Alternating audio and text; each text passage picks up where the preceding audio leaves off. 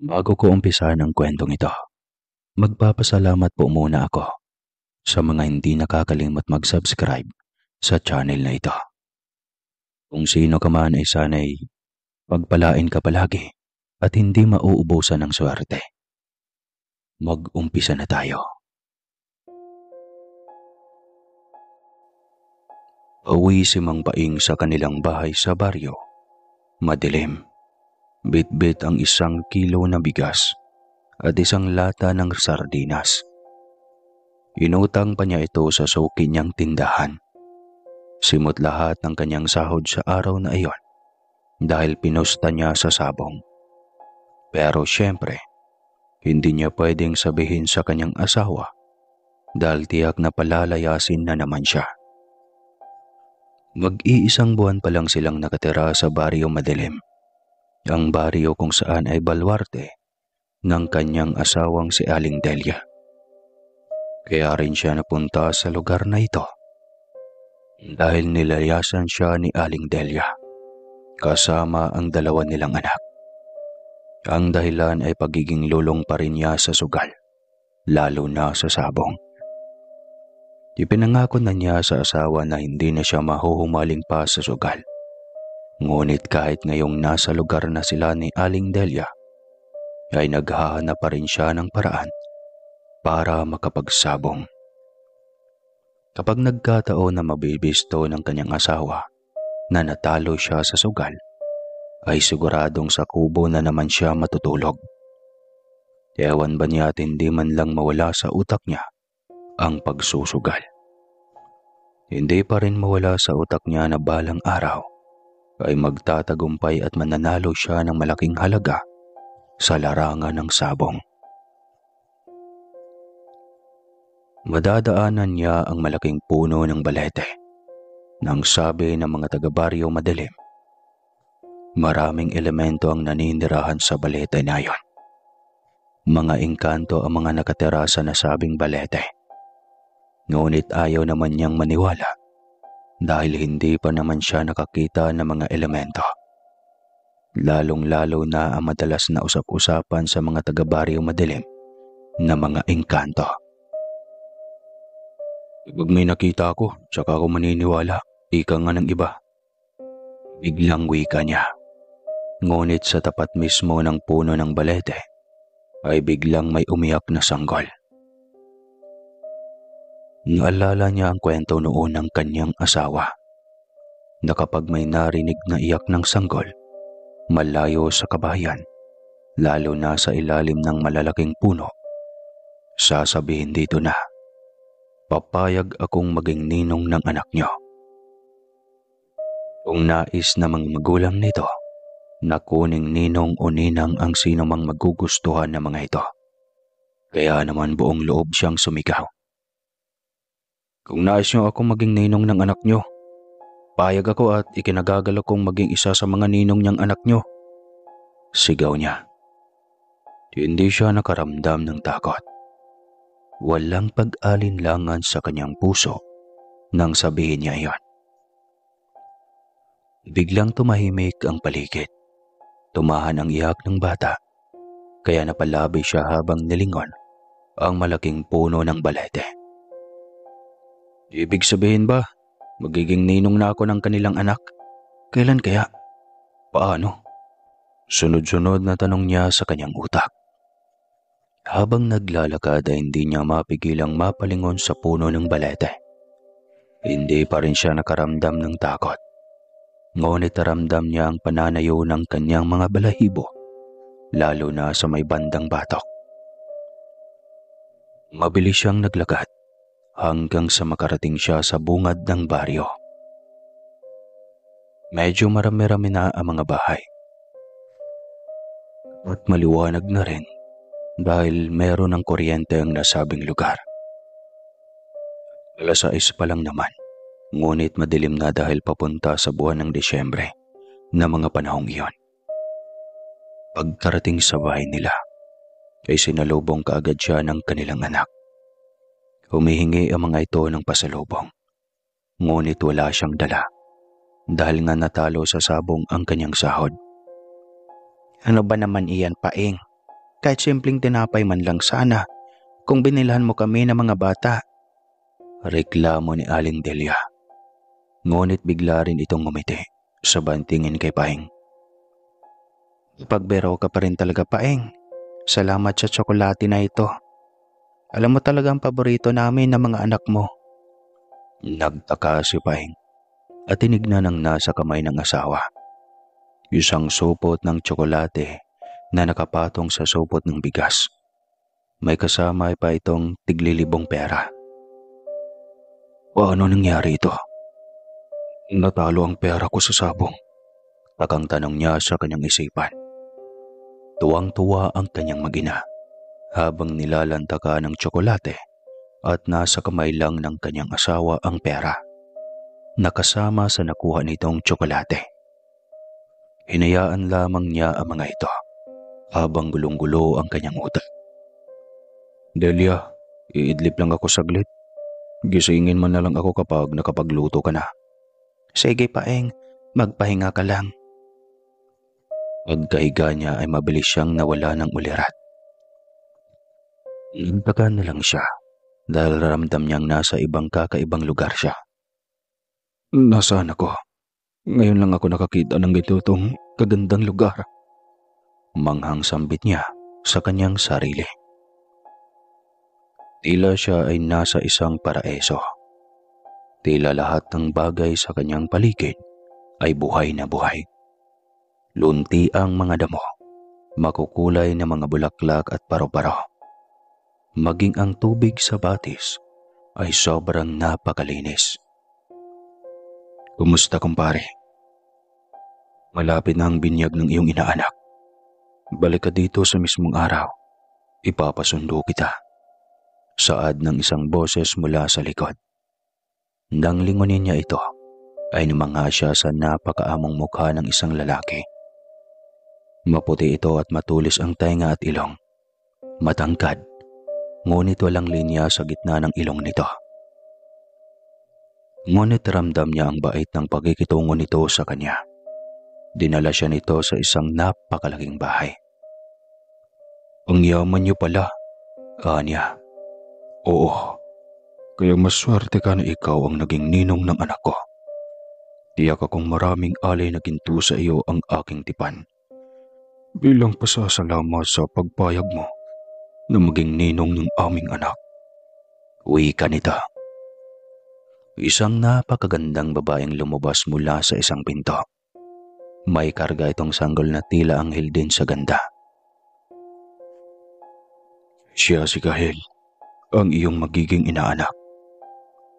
Ito naman, ang aking may bahay, Serena Leticia. At higit sa lahat ay ang aking sarili. Ako si Haring Rigor. Pakilala nito. Kinagagalak ko kayong makilala na mag-asawa. Maging ng inaanak kong si Kahel, aniya sa mga ito. Niyaya pa siya nitong makipag-inuman ng hari. Ayaw sana niya ngunit natakot siya na baka magalit ito kapag tumanggi siya. Nung matikman niya ang inalay nitong inumin, ay sobrang nabitin siya sa kakaibang sarap. Hindi pa niya iyon natikman sa buong buhay niya. Huwag ka nga lang kumain ng mga pagkain namin. Pawang maiitim ito. Kaya kung gusto mong makabalik sa inyong mundo, huwag na huwag mong gagalawin ang mga pagkain iyan. Babalaan ng hari. Sinunod naman niya ito. Matapos mag-inuman, ay nagpaalam na rin siya sa hari dahil naisip niyang siguradong hinahanap na siya ng kanyang asawa. Tumango naman ang hari at may ibinigay itong kaperasong ginto sa kanyang kamay. Nang matanggap niya iyon, ay saktong narinig niya ang tawag at iyak ng kanyang asawa. Pagmulat ng kanyang mga mata, ay nabungaran niya ang mga anak at asawa na nagsisiiyakan. Maging ang kanyang mga biyanan ay naroon at malungkot na nakamasid sa kanya. Anong nangyari? Bakit kayo umiiyak? Tanong niya. Sinong hindi maiyak? 2 araw ka ng tulog, tapos ang taas pa ng lagnat mo. Ayaw mong magising kahit anong yugyog at punas ko ng basang bimpo. Kwento ng kanyang asawa. Naalala niya ang hari. Agad niyang tinignan ang kanyang palad. Naroon ang ginto na bigay ng hari. Maging ang mga biyanan at asawa ay nagulat nang makita ito. Ibig sabihin, hindi ako nanaginip. Totoo ang lahat ng iyon, anya sa sarili. Kinapa niya ang kanyang noo at nakumpirma niyang may lagnat nga siya at sobrang taas. Ngunit tila naman sa isang iglap lang ay nawala agad ito. Nang tapain siya ni Delia ay nagulat din ito dahil wala na ang kanyang lagnat agad-agad. Wala na ang lagnat mo, Paeng. Magaling ka na. Oo, Delia. Magaling na ako. Kaya ko ang sarili ko kaya huwag mo na akong alalahanin. Pero saan ba talaga galing ang gintong nasa kamay mo? Sige niya mga anak. Maiwan na namin kayo. Maayos ka naman, hindi ba, Paeng? Kailangan pa namin pumunta sa bukirin para anihin ang mga gulay na ibebenta bukas sa bayan. Wika ng babaeng biyanan niya at tuluyan ang nagpaalam kasama ang asawa nito. Naiwan muli silang magpamilya. Hindi nulabayan ni Delia si Paeng hanggat hindi niya naikwento lahat. Inupinsahan ni Paeng na ikwento lahat mula sa umpisa. Noong marinig niya ang iyak ng sanggol sa may puno ng balete. Anong ori ba ng nilalang ang sanggol na iyon? May kinalaman kaya ang nangyayari sa iyo ngayon sa sanggol na iyon? Tanong ni Delia. Hindi niya alam kung bakit biglang inapoy ulit siya ng lagnat. Muli na naman siyang pinunasan ni Delia ng basa at malinis na bimpo. Kailangang maibsa ng sobrang init ng kanyang noo at buong katawan. Buong araw siyang walang kain at sa 2 araw niyang pagtulog ay naramdaman niya ang sobrang pagkauhaw at pagkagutom. Pagod rin ang buo niyang katawan. Kinabukasan ay nadatan siya ulit ng kanyang mga biyanan na inaapoy ng lagnat. Napagpa siya ng kanyang ina na dalhin siya sa albularyo dahil pagkaramdam ng mga ito ay hindi simpleng lagnat lang ang kanyang naramdaman. Pagkarating sa bahay ni Lolo Julio ay tinignan agad siya ng matanda. Ay, Diyos, Ginoo. May mag-asawang engkanto ang nagustuhan si Paeng na gawing ninong sa anak ng mga ito.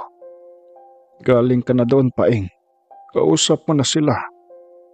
Wika nito.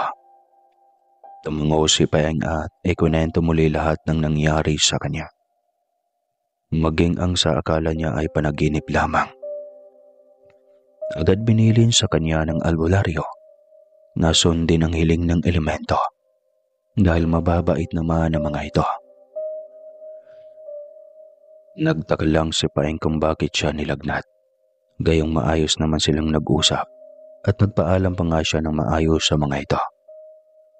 Sagot ng albularyo ay dahil mahina ang kanyang gabay na nais kumalaban sa mga elemento.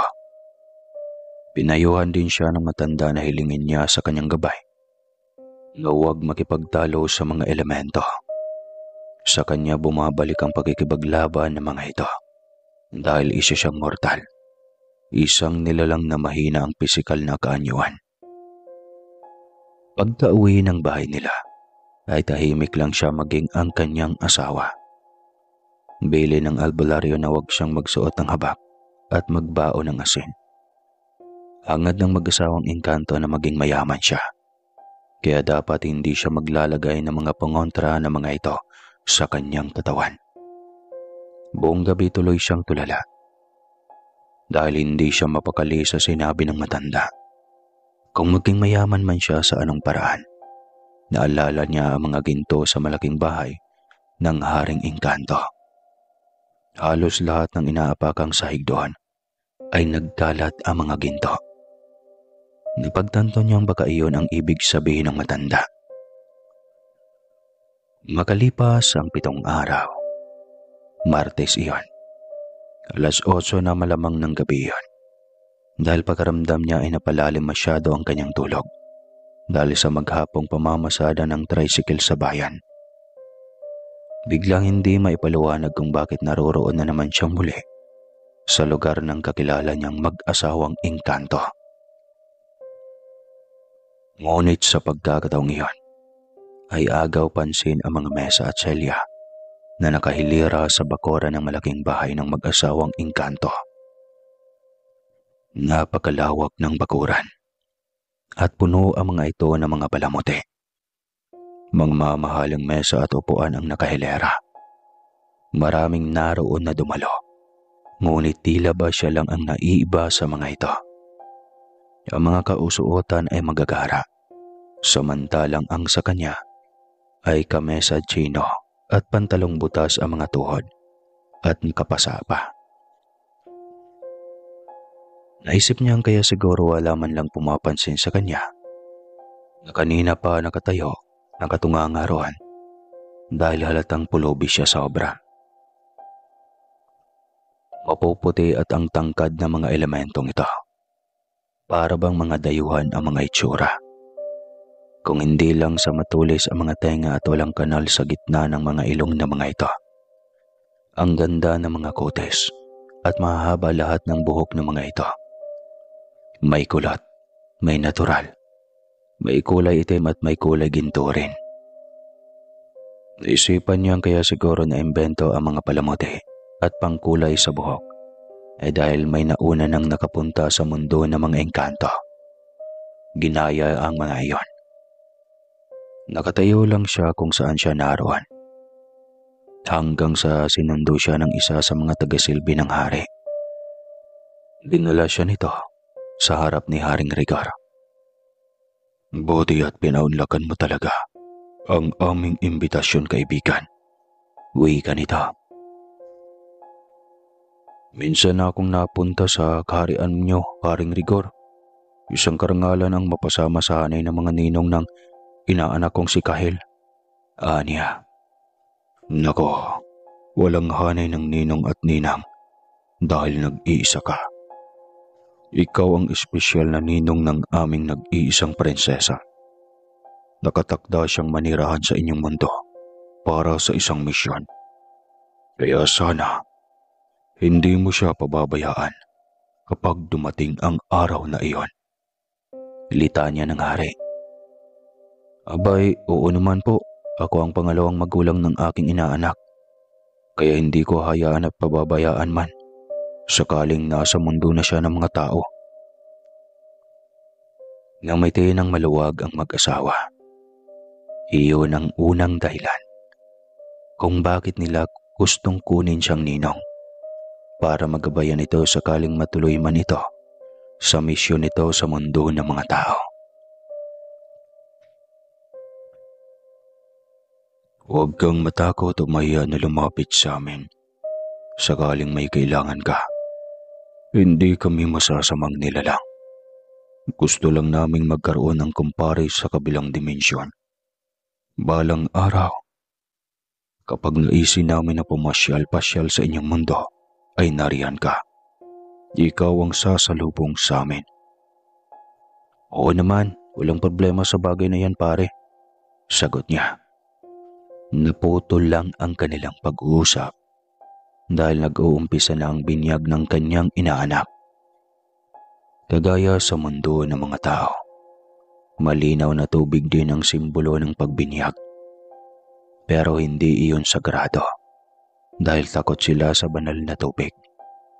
Ang banal na tubig ay medyo maalat-alat at takot sila sa asin. Simula nang isinumpa ng buong may kapal ang kanilang lahi, ay kasama roon ang pagiging takot nila sa alat. Masusunog o mapapasok sila oras na masabuyan sila nito. Kaya walang banal na tubig sa kanilang mundo. Matapos ng binyagan, ay isa nakahilerang mga upuan at mesa ang kanilang tungo. Ngunit kagaya kanina, tila walang pakialam ang mga ito sa kanya. Animoy nag-iisa lang siya. Ngunit sinanay na lang din niya ang kanyang sarili. Sobrang dami rin ng mga pagkain at prutas ang nakahain sa bawat mesa. May mga prutas at mga inumin na hindi niya kailanman nakita o natikman noon. Gusto man niyang tikman ang mga nakahaing malapit sa kanyang harapan ay hindi pwede. Minsan na siyang binalaan ni Haring Ricar, kaya hihintayin na lamang niya kung ano ang ibibigay nitong pagkain para sa kanya. Pasensya ka na kung bawal sa iyo ang mga pagkain nasa iyong harapan. Wika ni Haring Ricar, sabay abot ng isang plato na may laman na pagkain. Hindi niya alam kung anong karne iyon, subalit nilamon niya iyon. Tiwala siyang hindi siya ipapahamak ng kaibigan. Salamat mahal na hari, tunay na masasarap lahat ng inyong handa. Aniya. Salamat naman aking kaibigan. Pasensya na rin dahil limitado lang din ang pwede mong makain. Hinging depensa nito. Tamangaw lamang siya at ipinagpatuloy ang pagkain nang ibinigay sa kanya ng kumparing Engkanto. Inubos niya iyon dahil ayaw niyang may masabi sa kanya ang mag-asawa. Masarap din naman iyon, kaso ay ang bilis niyang nabusog at hindi niya maintindihan. Nagpaalam ang mag-asawa dahil kailangan ng mga itong harapin ang iba pang mga bisita.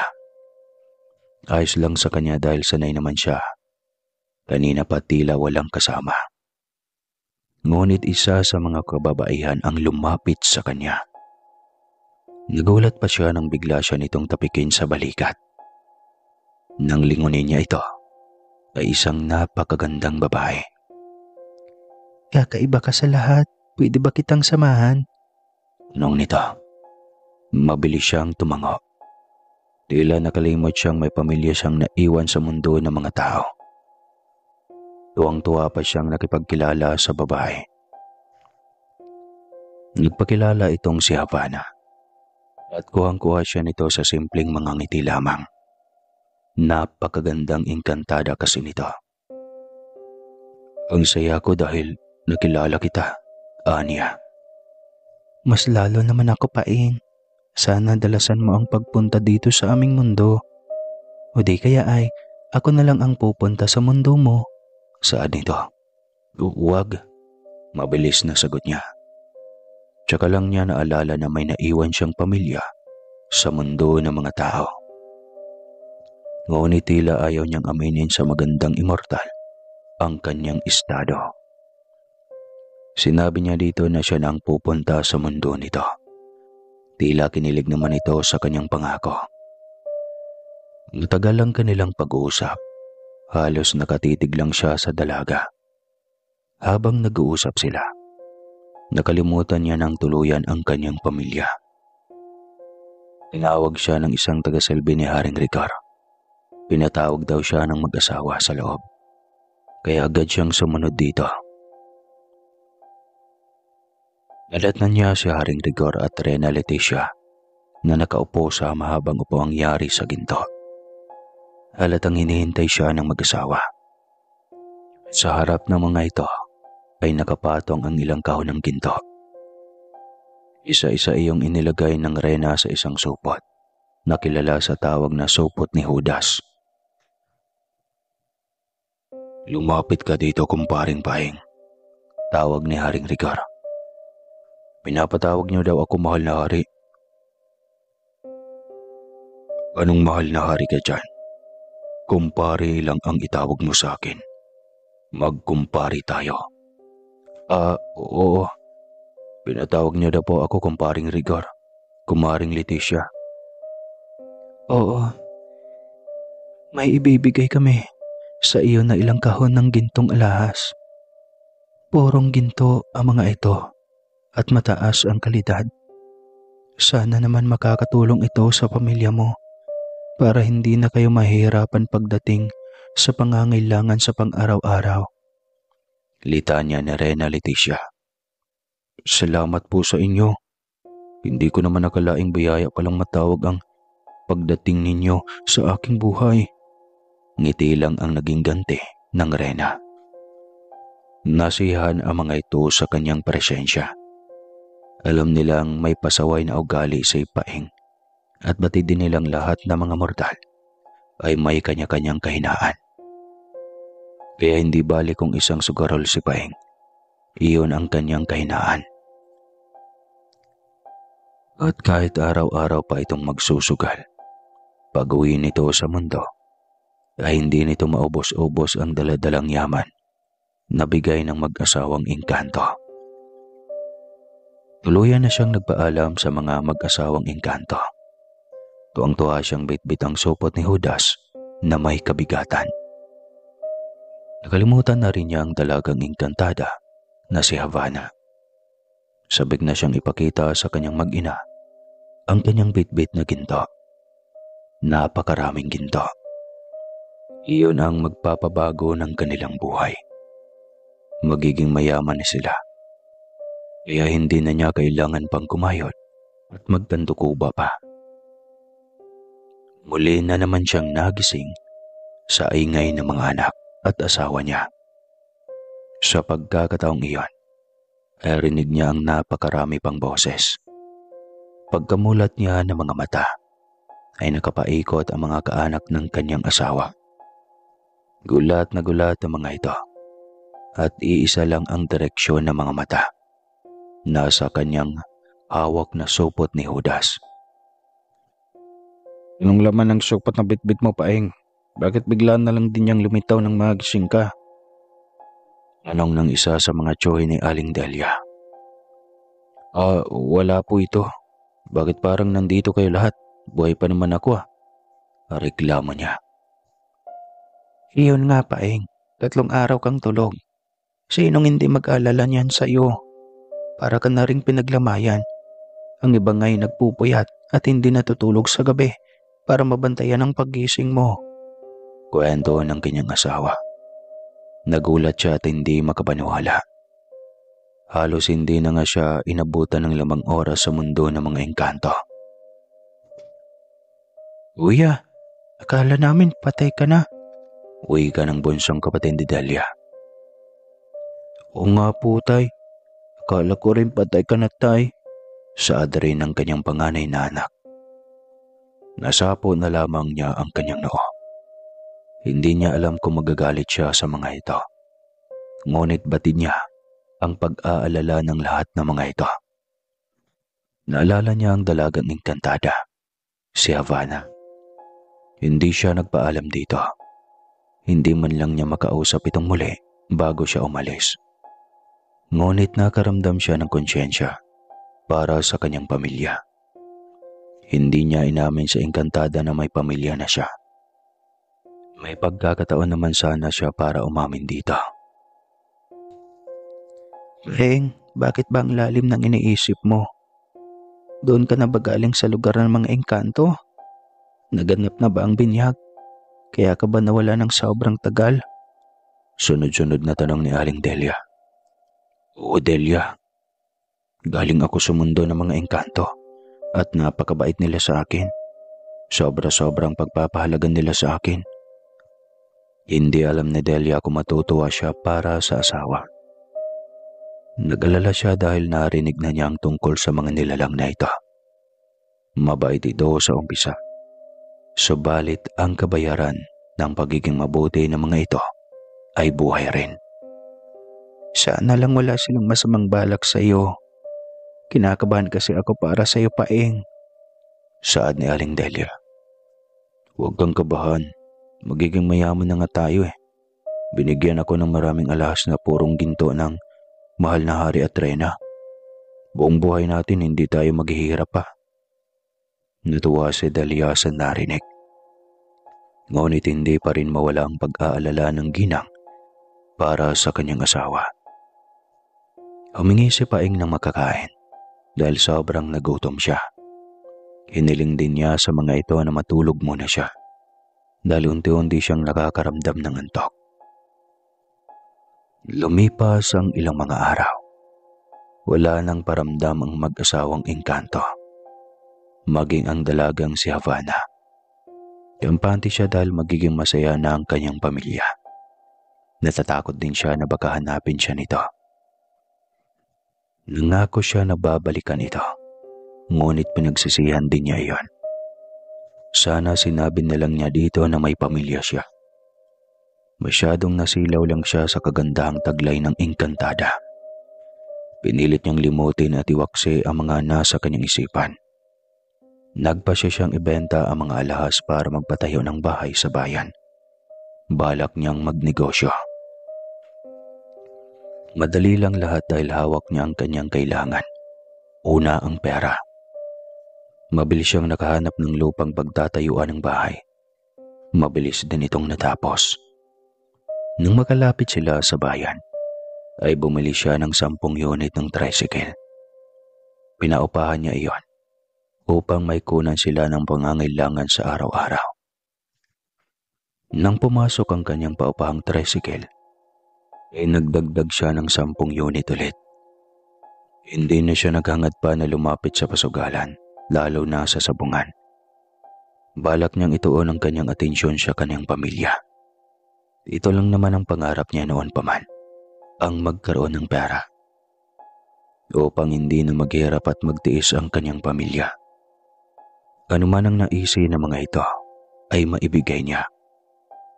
Biyayang matawag ang pagdating ni Haring Rigor at Rena Leticia sa kanyang buhay. Lalo na sa anak ng dalawa, na siyang naging inaanak niya. Ang dahilan kung bakit narating niya ang mundo ng mga engkanto. Ang dahilan kung bakit nila tinatamasa ang magandang buhay ngayon. Naiwan siya sa kanilang bahay sa bayan dahil dumalaw sa kaarawan ng kanyang biyanan ang kanyang asawa at mga anak. Hindi niya pwedeng iwanan ang kanilang bahay dahil maraming magnanakaw. Baka masalisihan sila. Hapon na iyon, nag-aagaw ang liwanag at dilim. Nang matanaw niya ang isang bulto ng pamilyar na nilalang. Maging ang suot nitong mahabang damit ay masyadong pamilyar. Havana, sambit niya. Agad siyang lumabas at nilapitan ito. Nakalalikod lang ito na tila ba nakatanaw sa malayo. Havana, ikaw yan hindi ba? Bakit ka narito sa mundo ng mga mortal? Tanong niya mula sa likod nito. Unti-unti itong lumingon at tila ba may panunumbat sa mga mata nito. Naalala mo pa rin ba ang pangako mo? Ang sabi mo hindi ba? Babalikan mo ako. Naghintay ako. Umaasa sa pangako mo. May himig ginanakit sa tono ng boses nito. Pasensya na, Havana. Hindi ko rin alam kung bakit. Pero sana sinabi ko na sa iyo noon na may pamilya na ako. Anya. Mas lalong nag-iba ang ekspresyon ng mukha nito. Pinaasa mo ko, Paing. Hindi pwede sa aming mga immortal ang paasahin lang. Sumama ka sa akin dahil kung hindi, kawawa ang buong pamilya mo. Sa takot ni Paing na baka may masamang mangyari sa kanyang mag-iina, ay hindi na siya pumalagpa. Pinakisamahan niya ito, ngunit hihingi siya ng kondisyon. Iyon ay ang pahintulatan pa rin siya na makabalik sa kanyang pamilya. Hindi ito sumagot. Bagamat ngumiti lang ito. Sa isip na Paing ay hudyat iyon ng pagpayag ng Engkantada. Sumunod siya nito habang patungo ito sa isang malaking puno ng nara. Tumago sila sa malaking punong iyon. Pagkarating sa loob, ay isa na iyong napakalaki at magarang mansyon na pagmamay-ari ng pamilya ni Havana. Sobrang linis ng loob. Yari ito sa ginto at kristal, at sa sahig ay nagkalat ang mga batong ginto. Hindi pa rin nananawa sa kakatingin si Paing sa kagandahan ng paligid. Malayong malayo sa mundo ng mga mortal. Ngunit, kahit gaano kaganda ng mundo ng mga immortal, ay hindi niya ipagpapalit ang kanyang pamilya. Ang mag-iina niya ang kanyang buhay. Kaya nga siya noon na humaling sa sabong ay upang yumaman ng walang kahirap-hirap. Upang maibigay ang lahat ng nanaisin ng kanyang mag-iina. Hindi siya nagtagumpay sa larangan ng sabong. Subalit pinagkaloob pa rin iyon dahil sa mga nilalang na engkanto. Malaki pa rin ang pasasalamat niya. Kahit papano dahil naibigay niya ang kaligayahan na hangad ng kanyang mag-ina. Lalo na si Delia na laging magulo ang utak tuwing wala silang pera. Naiintindihan niya kung bakit ito nagkaganon. Ito ang nasabay at namomroblema sa mga pagkain at ilang pang pangkaraniwang gastusin. Ang lalim ng isip mo, Paeng. Puna ni Havana. Wala lang. Naisip ko lang ang pamilya ko. Kasama mo ako. Sa akin lang muna dapat ang atensyon mo, Paeng. Sumama ako sa iyo bilang pagsunod sa iyong paunlak, Havana. Walang ibig sabihin ng pagsama ko sa iyo sa mundong ito. Nangako ka sa akin. Pinakita mo sa akin na mahalaga ako sa iyo. Hindi maaaring basta mo lang akong paasahin, Paeng. Hindi pwede. Anong magagawa ko? Kasal ako at may mga anak. Tanggapin mo na hindi tayo karapat-dapat sa isa't isa. Isa akong mortal, samantalang ikaw ay immortal. Aniya. Hindi ito kumibo. Madilim ang mukha nito. Hinayaan lang din niya ito. Naganap siya ng paraan kung paano makalabas sa lugar na iyon. Ngunit hindi niya alam kung paano. Ang pagkakaalam niya ay kasama ang pisikal na katawan niya habang papasok sa malaking punong iyon. At ngayon ay hindi niya alam kung paano makalabas doon. Huwag ka na masyado mag-isip pa. Halika na sa kusina. Huwag ka mag-alala. Ipapakilala kita sa mga magulang ko at pagkatapos kumain ay uuwi ka na. Malayo mo nang balikan ang iyong mag-ina. Wika nito sabay hila sa kanya patungo sa kusina kung saan naghihintay ang mga magulang nito. Kumuha siya ng mga pagkain ng walang pag-alinlangan. Hindi niya alam kung nahipnotismo siya ng dalagang engkantada at tila nakalimot siya sa bili noon ng kanyang kumpari at kumari na bawal siyang kumain ng mga itim na pagkain.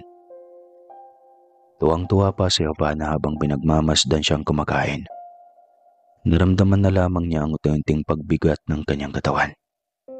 Havana, anong nangyayari sa akin? Tanong niya. Ngumiti lang ito habang lumalapit sa kanya. Wala naman, mahal ko. Ibig lamang sabihin niyan ay mananatili kang kasama ko habang buhay. Ano? Gulat na sambit niya. Tsaka lamang niya napagtanto na mali ang ginawa niyang kumain ng itim na ori ng pagkain na nakahanda sa mesa. Gusto man niyang sisihin si Havana ay hindi niya maibalik pa ang nangyari. Magsasama na tayo habang buhay, mahal ko. Ikaw ay binabasbasan ng mahabang buhay, kaya magsasama tayo ng walang hanggan. Anita, Havana, mahal ko ang aking pamilya. Mahal ko ang mga anak ko. Kailangan nila ako. Nangako ka sa akin, Paeng. Hindi mo maaring limutin iyon. Kaya ka narito dahil sa pangakong iyon. Nailing na lamang siya. Paulit-ulit lang sila. Kaya hindi na lamang siya nagsalita muli. Wala rin siyang magawa. Para siyang bihag ng pamilya ni Havana. Hindi niya akalaan maaari rin siyang lukuhin ito. Ang akala niya ay mabait na nilalang ito. Ninais siyang kausapin kahit sa panaginip si Aling Delia. Humingi siya dito ng paumanhin dahil hindi na niya ang mga ito mabalikan pa. Samantalang si Aling Delia ay hindi nakatulog ng gabing iyon. Masaya sa pagdiriwang ng kaarawan ng kanyang ina ang lahat. Subalit siya ay hindi maipaliwanag ang nadaramang pagkabalisa. Gustuhin man niyang umuwi dahil si Paeng ang sumasagi sa kanyang isipan. Ngunit hindi siya basta makauwi dahil malalim na ang gabi. Nahihiya din siyang iwanan ng kanyang ina dahil nasa kasiyahan ito. Nakatulog si Delia na puro si Paeng ang nasa isipan. Hindi nito maintindihan ang naramdaman na kaba hanggang sa managinip ito ng bagay na kinasasakit ng puso nito. Sumama si Paeng sa tila isang prinsesa. Hindi alam kung saan galing, ngunit sobrang ganda nito. Nagmakaawa pa si Delia na huwag itong iwanan, ngunit tila wala lang sa kanya ang pag-iyak nito. May lungkot sa mukha ni Paeng, ngunit tuloy pa rin itong sumama sa babae. Nang magising si Delia, ay puno sa luha ang mga mata nito. Pagkaramdam nito ay totoo ang lahat sa panaginip nito.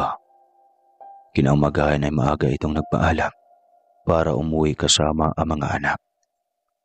Pagkarating sa kanilang bahay, ay wala roon si Paeng.